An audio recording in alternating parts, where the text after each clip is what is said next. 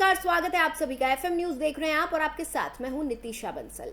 चलिए शुरू करेंगे खबरों का सिलसिला। केंद्र सरकार ने बुधवार को किसानों को बड़ी सौगात दी है। प्रधानमंत्री नरेंद्र मोदी को अध्यक्षता में बुधवार को केंद्रीय मंत्रिमंडल की एक बैठक हुई, जिसमें 3 लाख रुपए तक के अल्पकालिक कृषि ऋण पर 1.5% सालाना ब्याज सहायता को मंजूरी दी गई। साथ ही कैबिनेट ने यात्रा, पर्यटन और आतिथ्य क्षेत्र के लिए आपातकालीन क्रेडिट लाइन गारंटी योजना की सीमा 50,000 करोड़ रुपए तक बढ़ाने की मंजूरी दे दी है। किसानों को कई सौगातें दी गई हैं और क्रेडिट लाइन की गारंटी योजना भी शुरू की गई है। सरकार ने निर्णय लिया है कि 1.5% इंटरेस्ट सबवेंशन अपनी ओर से देगी और 34,856 करोड़ रुपया इसके लिए हम उपलब्ध करवाएंगे।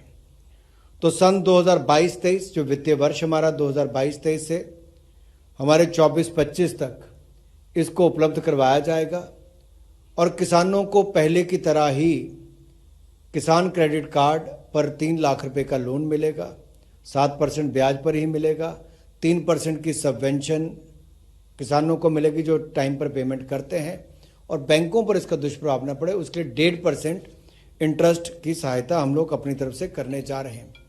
यही नहीं, इसके अलावा भी अगर आप पहले भी देखें तो केवल किसानों को ही लोन मिलता था, क्रॉप लोन।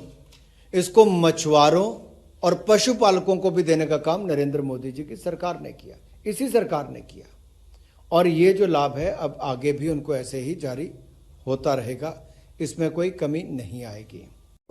भारत सरकार ने मोदी जी के नेतृत्व में निर्णय लिया है कि 50,000 करोड़ रुपए हम इसमें और वृद्धि करेंगे। ECLGS स्कीम को हम 4.5 लाख करोड़ से बढ़ाकर 5 लाख करोड़ कर देंगे और ये 50,000 crore specific travel, tourism, hospitality sector के लिए रहेगा, जो एक बड़ा रोजगार देने का सेक्टर है। चाहे जम्मू कश्मीर, हिमाचल प्रदेश, उत्तराखंड हो या दक्षिण में केरल हो, पश्चिम में हमारे गुजरात से लेकर नॉर्थ ईस्ट तक हो, बहुत सारे राज्यों में करोड़ों लोगों को कुल मिलाकर रोजगार के अवसर ट्रैवल, टूरिज्म, हॉस्पिटैलिटी से मिलते हैं।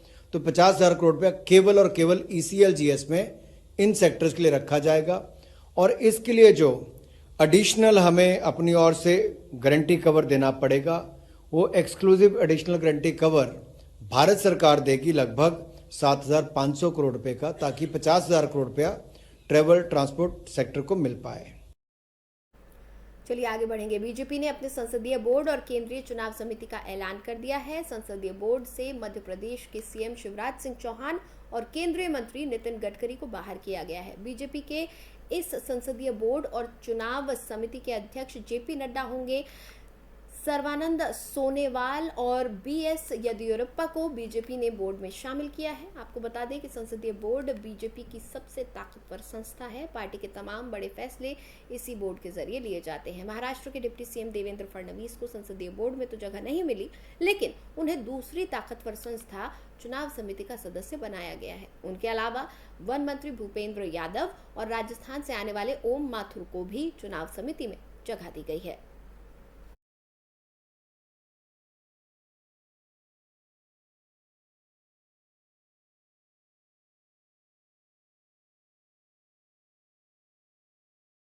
बोर्ड की पूरी लिस्ट भी हमारे पास है। आपको बता दें कि बीजेपी संसदीय बोर्ड के अध्यक्ष होंगे JP नड्डा।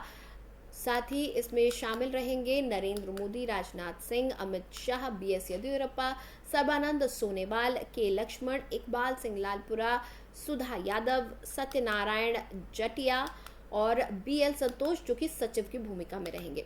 इसके साथ ही बीजेपी की केंद्रीय चुनाव समिति के अध्यक्ष भी जगत प्रकाश नड्डा यानी JP नड्डा हैं और बीजेपी की जो चुनाव समिति है, केंद्रीय चुनाव समिति, इसके सदस्य होंगे नरेंद्र मोदी, राजनाथ सिंह, अमित भाई शाह, BS येदियुरप्पा, सर्बानंद सोनोवाल, K लक्ष्मण, इकबाल लालपुरा, सुधा यादव, सत्यनारायण जटिया, भूपेंद्र यादव, देवेंद्र फडणवीस, ओम माथुर, BL संतोष होंगे सचिव और साथ ही वंथी श्रीनिवास पदेन।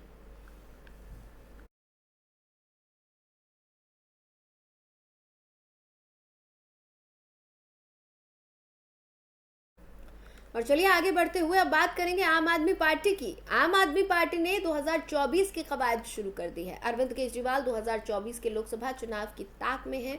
उन्होंने प्रधानमंत्री के विश्व गुरु की तर्ज पर नया नारा दिया है। आइए आपको सुनाते हैं क्या कुछ कह रहे हैं दिल्ली के मुख्यमंत्री अरविंद केजरीवाल। भगवान ने भारत को सब कुछ देने में कोई कसर नहीं छोड़ी, सब कुछ दिया है भगवान ने हमें। भगवान ने हमें नदियां दी, पहाड़ दिए, जड़ी बूटियां दी, फसलें दी, समुद्र दिया। क्या नहीं दिया भगवान ने, इतना विशाल देश। और जब भगवान ने इंसान पैदा किया तो सबसे इंटेलिजेंट लोग भगवान ने इंडिया में पैदा किया, फिर भी हम पीछे रह गए। फिर हम पीछे क्यों रह गए? भारत आखिर पीछे क्यों रह गया? दोस्तों, अगर इनके भरोसे छोड़ दिया, इन पार्टियों और इन नेताओं के भरोसे छोड़ दिया तो अगले 75 साल और पीछे रह जाएंगे। इनमें से किसी को अपना परिवार प्यारा है, इनमें से किसी को अपना दोस्त प्यारा है, किसी को भ्रष्टाचार करना है, किसी को देश लूटना है। इन 75 साल में इन्होंने अपने घर भरने के और अपने दोस्तों के घर भरने के सिवा कुछ नहीं किया। आज हम सब लोग प्रण लेते हैं कि जब तक भारत को दुनिया का नंबर 1 देश नहीं बनाएंगे, हम सोएंगे नहीं, खाएंगे, चैन से नहीं रहने वाले। तब तक हम चैन से नहीं रहेंगे जब तक हम भारत को दुनिया का नंबर 1 देश नहीं बनाने। मैं पूरे देश में जाऊंगा, पूरे देश के कोने कोने में जाऊंगा, लोगों को जोड़ूंगा और 130 करोड़ लोगों का अलायंस बनाएंगे। 130 करोड़ लोगों को इस मिशन से जोड़ेंगे और जब 130 करोड़ लोग जुड़ गए तो भारत को सर्वश्रेष्ठ राष्ट्र, शक्तिशाली राष्ट्र बनने से कोई नहीं रोक सकता। भारत माता की इनकलाब।